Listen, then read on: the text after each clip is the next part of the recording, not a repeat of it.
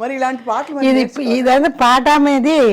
అయ్యో విన్నారా? కానీ మీరు విన్నారా? మీకు నచ్చలేదు అయితే పాట? అంటే ఇది ఎప్పటి వచ్చిన పాట ఏమీ నాకు నచ్చలేదు ఈ రోజుల్లో. అసలు ఏమి ఆ రోజులంతా మంచి. మేము అప్పుడు పాడే పాటనే ఇప్పటికీ నిలబడుతుందంటే మా వర్క్ అంత సిన్సియర్. ఇది చూడమ్మా, 6 లైన్ ఉంది. 6 లైన్ ఒకే మాదిరిగా ఉంటుంది ట్యూన్. మ్యూజిక్ డైరెక్టర్గా జరిగేదేలే. పాప వాళ్ళు ఏం చేస్తారు పిల్లలు, ఏదో చెప్తే వాళ్ళు పాడతారు. ఎక్కువ మరి ఎక్స్ప్రెషన్ ఇస్తే కూడా ఇబ్బంది, అంటే వాళ్ళకి నచ్చదు డైరెక్టర్స్కి. ఇప్పటికి కాలం అది వచ్చమ్మా. అప్పుడు ఒక పిక్చరు 150 days 250 days అంతా పోయింది. ఇప్పుడు 10 days పోతే ఈ పిక్చర్ 10 days పోయింది గొప్ప అంటారు. 10 daysకి పెద్ద ఇది చేస్తున్నారే. అయ్యో అప్పటికి 10 days అయ్యో ఫెయిలియర్ అయిపోయిందే అని మాకు కష్టంగా ఉంటుంది. దానికే 100 days పోతే మాకు గోల్డ్లో ఇస్తారు. అన్ని అవార్డ్స్ ఏం చేశారు? మా అంతా ఉంది ఇంట్లోనే, సంజయ్కి తెలుసు, ఇంట్లో చూసేది. అమ్మా మీరు పాడిన ఆర్టిస్టులని కలిసారా అప్పుడు? అంటే జ్యోతిలక్ష్మి గారిని వాళ్ళని. ఆ జ్యోతిలక్ష్మి బాగా మీకు బాగా బాగా తెలుసు, బాగా ఇప్పుడు నేను ఎలాగ బిజీయో అలాగే ఆవిడ బిజీ, అలాగ ఉంటుంది. కానీ నేను ఎవరి ఇంటికి వెళ్ళలేనమ్మా, నేను ఏం తెలీదు నాకు.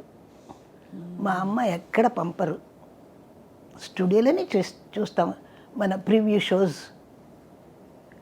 విజయలలితని అక్కడనే చూస్తా. ఎవరైనా వచ్చి నా చేతిలో చెయ్యిని పట్టుకుంటే,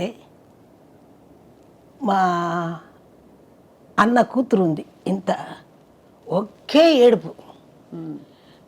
మా అత్త చెయ్యిని ఆవిడ ఎందుకు పట్టింది, అత్త కయ్యిని எப்படி பிடிச்சான்னு வீட்டில் ஒரே அழுவ வீட்டுக்கு வந்து.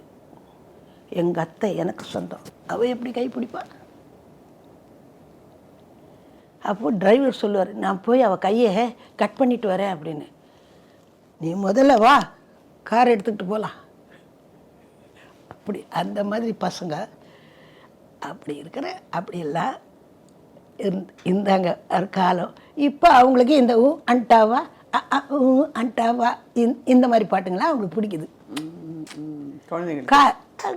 இப்போ பீட் நல்லா இருந்தால் எந்த பாட்டை பீட்டை தான் பார்க்குறாங்க.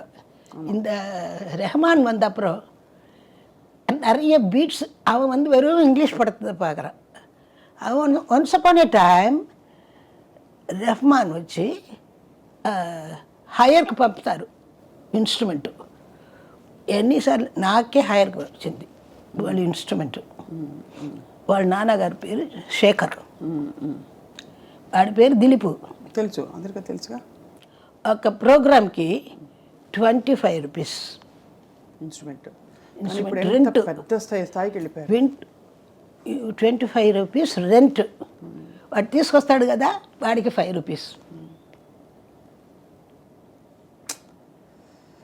ఎక్కడి నుంచి ఎంత ప్రపంచ స్థాయికి వెళ్ళిపోయారు. చాలా వాడు కూడా చాలా కష్టపడి వచ్చాడమ్మా, ఎంతో కష్టపడి వచ్చాడు.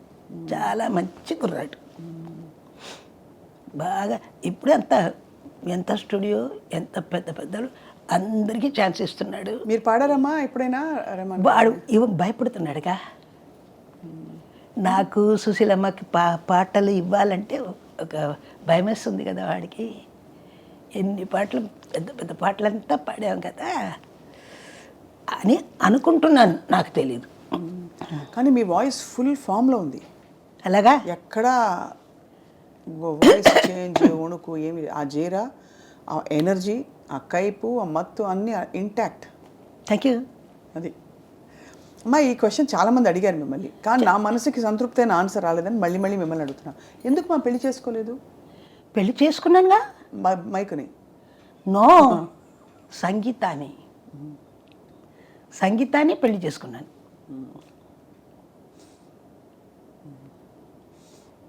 బాధ లేదా? నో, ఏం బాధ లేదు. I'm happy. అంటే ఏమంటారంటే మీకు పెళ్లి కాకుండా ఎవరన్నా ఆపారు నో నో నో నో, అస్సలు అలాంటిది లేదు. ఎల్లారీశ్వరిని పెళ్లి చేసుకోవాలని ఎవరైనా భయపడతారు.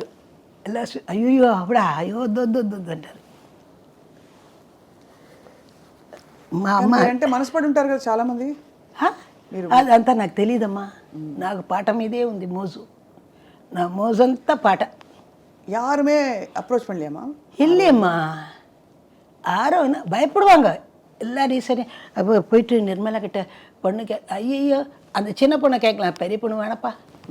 పెద్దమ్మాయి వద్దు, చిన్నమ్మాయిని అడుగుదాం అని మీ చెల్లెలు అడిగారు. ஆமாம், அவளுக்கு என்ன கேட்கலாம், இந்த அம்மா அவனே வேணாம், ஒரு பயமாக இருக்குது அவளை பார்த்தாலே. அதே மாதிரி நான் க்ளீனாக சொல்லுவேன், என்னை பற்றி யாரும் எதுவும் பேசக்கூடாது. கரெக்டாக என்னோட பிரதர்னும் எந்த தங்கச்சியும் நான் நல்லா ஆக்கி நல்லா வீடு கட்டாரி நல்லா கார் வேண்டாம் அப்படி நல்லா இருக்கணும். அவங்களுக்கெல்லாம் நல்ல సొమ్ములంతా వాడికి మనకు బాగా ఇచ్చి మంచి అమ్మాయిని తీసుకొచ్చి మా బ్రదర్కి పెళ్లి చేసి చేశారా? ఎస్, అందరికీ మీరే చేశారు? అందరికి నేనే చేసి. మీకేం చేసుకున్నారమ్మా మీరు? మీకేం చేసుకున్నారు? మాకు உங்களுக்கு என்ன பண்ணிக்கிங்க நீங்கள் பண்ணிக்கிறீங்க? நான் இவங்களுக்கெல்லாம் பார்த்துக்கிட்டு இருக்கேனே, இவங்களுக்கு இதெல்லாம் பண்ணுறதுக்கு தான் கடவுள் என்ன అనిపించారు. ఓ భగవంతుడు మిమ్మల్ని దీనికే పంపించారు, వాళ్ళని బాగా చూసుకోవడానికి అని మీరు ఫీల్ వాళ్ళని బాగా చూసుకో అని దేవుడే నాకు ఇక్కడ రప్పించారు. అంతే చెప్పాలంటే. అమ్మ మీ విజయాన్ని చూసి అమ్మ చాలా ఆనందపడిపోయి ఉంటారు కదా? చాలా ఆనందపడింది. 85లో చనిపోయింది. అప్పుడు మీరు కుదేలైపోయారా? లేదే, లేదు. ఎవరికైనా ఒక రోజు వస్తుంది, మనం పోతాం. అలాగే అమ్మ పోయింది అంతే. ఆవిడ చనిపోయేటప్పుడే నన్ను లేదే, నేను ఒక ఊర్లో కచేరీలో ఉన్నాను, ఆ బాడీని కూడా నాకు చూడలేదు. ఎందుకయ్యో, ఎవరికైనా అది చివరికి అదే కదమ్మా. అందరం వస్తాం, అందరం వెళ్తాం. పుట్టినప్పుడు బట్ట కట్టలేదు, పోయేటప్పుడు అది వెంట రాదు. నడుమ బట్ట కడితే నగుబాటు, నాగరికం ముదిరితే పొరపాటు. ఎంత బ్యూటిఫుల్గా చెప్పారమ్మా. మీరు కంప్లీట్ ఫిలాసఫర్ లోపల మనసులో అంత தாத்விகத தத்துவம் எல்லாம் இருக்கு, நல்லா இது பண்ணியிருக்கு. எல்லாம் அதை வந்த கஷ்டப்பட்ட வழி அந்த தத்துவம் பேசுறதுக்கு தான் லைக்கி. బట్ మీరు చాలా హ్యాపీ జాలీ సోల్. బట్ నాకంటూ నేను ఇంకా ఇది చేయాలందని మీ ఆశలు ఏంటి, లక్ష్యాలు ఏమైనా ఉన్నాయా? అంత అద్భుతమైన అంత చేశాం కదా, ఎంతో వచ్చింది, ఎంతో పోయింది. ఇది గురించి మనం ఆలోచిస్తే మనకే జబ్బు వస్తుంది. కాబట్టి ఉండే వరకు హ్యాపీగా ఉండండి అందరూ. అది పోయిందే, వచ్చేటప్పుడు నువ్వు తీసుకొచ్చావా? ఇప్పుడు పోయింది అంటే ఏంటి? మనం వచ్చేటప్పుడు నువ్వు ఎంత కష్టపడి వచ్చాము, మనకు వచ్చింది, ఎలాగ పోవాలో అలా పోయింది, దట్స్ ఇట్. కానీ దేవుడు ఏదో ఒకటి ఇస్తారు కదా. మనం ఇప్పుడు ఈ షూటింగ్ జరుగుతుంది, మనం ఛానల్కి వస్తాము, చేస్తాము అనుకోలేదు కదా. వస్తే వచ్చింది, పుచ్చుకుంటాం. కానీ అన్ని ఛానల్స్కి వెళ్ళనుమా, ఎలాగైనా సరే మా సంజయ్కి మాత్రమే వస్తాను నేను. మేము కూడా మీతో ఏకీభవిస్తున్నాం అమ్మా. అంటే ఈ విషయంలో సంజయ్ కిషోర్ గారు సంజయ్ అంటే అంత అమ్మ నాన్న అప్పటి నుంచి బాగా తెలుసు. సంజయ్ అంటే సొంత అమ్మలాగా చూసుకుంటాడు. నాకు ఎలాగ నన్ను చూసుకుంటాడు అలాగే కదా, మన మిగతా వాడిని కూడా అలాగనే చేస్తాడు.